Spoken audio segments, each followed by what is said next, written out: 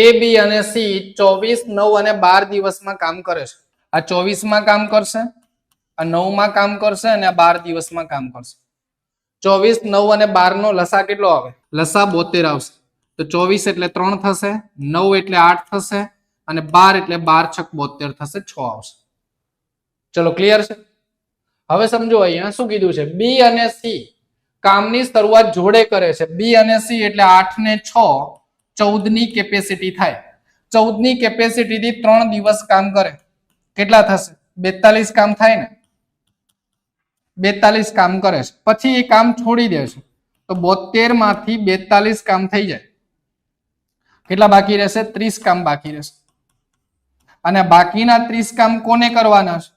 તો શું કીધું છે અહીંયા? એ કેટલા દિવસમાં કરશે? એની કેપેસિટી કેટલી? 3. 30 ભાગ્યા 3. 30 ભાગ્યા 3 એટલે જવાબ શું આવે? 10.